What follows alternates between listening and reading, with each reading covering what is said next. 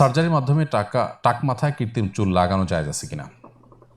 কৃত্রিম চুল স্থাপন করা মাথাতে এটি গুনাহের কথা, কারণ এটি এক ধরনের প্রতারণা, এক ধরনের নিজের প্রকৃত অবস্থাকে লুকানো, ভিন্ন কোনো রূপে নিজেকে জাহির করার প্রচেষ্টা, যে সেই জায়গা থেকে ইসলাম এটিকে নিষেধ করে। অতএব এই কৃত্রিম চুল মাথায় স্থাপন করা জায়েজ নেই।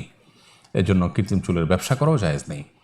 আল্লাহ রাব্বুল আলামিন মানুষকে যেই হালতে রেখেছেন সেই হালতেই থাকবেন। এটা এমন বিষয় না যে এটা আসলে অসুস্থতা, বিধায় এটা আপনি ট্রিটমেন্টের জন্য উদ্যোগ নিলেন। হ্যাঁ, আপনার কোনো জায়গায় দাঁত পড়ে গেছে, সেখানে দাঁত স্থাপন করেছেন, আপনার আঙ্গুল পড়ে গেছে, সেখানে আপনি এমন কিছু স্থাপন করেছেন যাতে চলতে উঠতে সুবিধা হয়, পাও ভেঙে গেছে, সেখানে আপনি স্ট্রেচার ব্যবহার করলেন বা এমন কিছু লাগালেন যেটাতে আপনি পায়ে চলার কাজ হয়।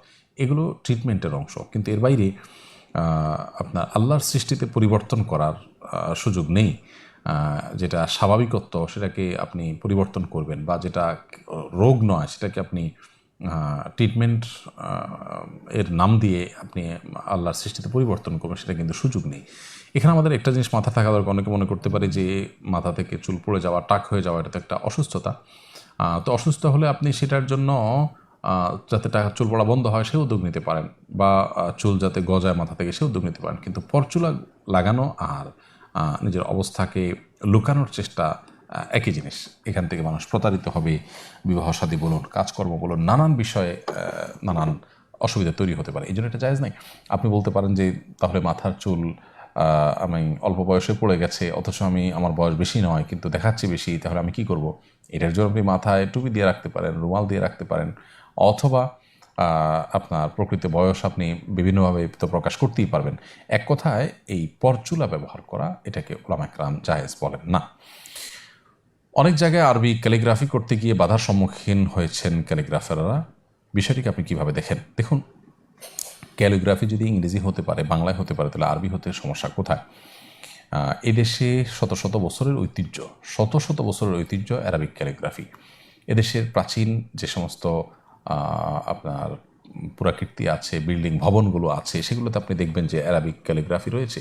তাজমহলের মতো জায়গায়, যেটা নিয়ে আমরা গর্ব করছি, সেটা পরিপূর্ণ অ্যারাবিক ক্যালিগ্রাফি দিয়ে, কোরআন কারীমের আয়াত দিয়ে। অতএব আমরা যদি ভাষা হিসাবে সব ভাষাকে আল্লাহর সৃষ্টি মনে করি, তাহলে কোনো ভাষার প্রতি আমাদের অবজ্ঞা থাকা উচিত না। ইংরেজি ক্যালিগ্রাফি হতে পারে, বাংলা ক্যালিগ্রাফি হতে পারে, অ্যারাবিক ক্যালিগ্রাফি হতে পারে। এটা যারা করছে তারা সেকেলে, তারা পশ্চাৎপদ এবং তারা পিছিয়ে আছেন আমি মনে করি। অন্য 10টি ভাষার মতো এদেশের সংখ্যাগরিষ্ঠ মানুষ যে ভাষার প্রতি তাদের ধর্মীয় কারণে বিশেষ ভালোবাসা আছে, সেই ভাষার ক্যালিগ্রাফি হতে সমস্যা কোথায়? অন্য যে কোনো ভাষায় হতে পারে। সেই ভাষার ক্যালিগ্রাফি হতে যদি কেউ বাধা দান করেন, তাহলে সেটি বাড়াবাড়ি ছাড়া কিছুই নয়। তবে আমরাও যারা ক্যালিগ্রাফি করছি তাদেরও মাথায় রাখা দরকার যে যেখানে একটা ক্যালিগ্রাফি আছে, ভালো ক্যালিগ্রাফি বাংলা বা ইংরেজিতে, সেটাকে মুছে সেখানে অ্যারাবিক ক্যালিগ্রাফি আমাকে আঁকতে হবে, বা সেরকম না। তারাও যেন সীমালঙ্ঘন না করেন, বাড়াবাড়ি না করেন, সে বিষয়টিও খেয়াল রাখতে হবে। এমনি মাও হোসাইন সাব্বির আপনি লিখেছেন, কি করলে অভাব অনটন চলে যাবে, সুখে শান্তিতে জীবনযাপন করা যাবে? ভাই মাও হোসাইন সাব্বির, অভাব অনটন দূর হওয়ার জন্য, সুখ শান্তি আসার জন্য আল্লাহ সুবহানাহু ওয়া তাআলার উপর ভরসা করে হালাল উপার্জনের জন্য সর্বোচ্চ লেভেলের সিরিয়াস থাকতে হবে আপনাকে। ফরজ ইবাদতের পরে সবচেয়ে বেশি সিরিয়াস থাকবেন হালাল উপার্জনের জন্য। আমরা অনেকে আমাদের ইবাদত বন্দেগীর পাশাপাশি হালাল উপার্জনের জন্য সেরকম সিরিয়াসনেস আমাদের মধ্যে থাকে না। আমরা চাই দোয়া দুরুদের মাধ্যমে আল্লাহ তাআলা আমাদেরকে সকল আল্লাহর নেয়ামত, রিজিক ইত্যাদি দিয়ে দেয়। আল্লাহ চাইলে দিতে পারেন, কিন্তু এটা আল্লাহ তাআলা সুন্নাহ বা নিয়ম নয়।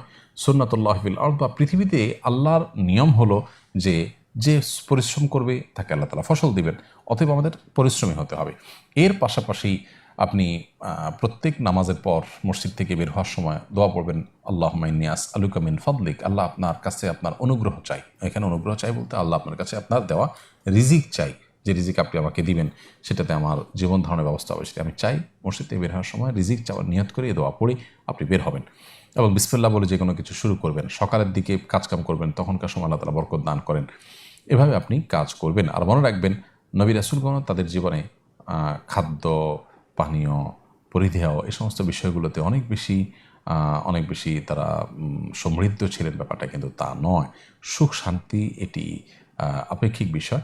আল্লাহ তাআলা যাকে ওই দিনের খাবার দিয়েছেন, তিনি সুস্থ সবল শরীরে আছেন, নবী সাল্লাল্লাহু আলাইহি ওয়াসাল্লাম ওই ব্যক্তিকে সুখী মানুষ হিসাবে নিরূপণ করেছেন। অনেক মানুষ আছেন তারা অঢেল সম্পদ না হলে নিজেকে সুখী মনে করেন না, এটা তার মানসিকতার ব্যাপার। এই জন্য সেই জায়গাটাতেও আমাদেরকে ফোকাস করতে হবে।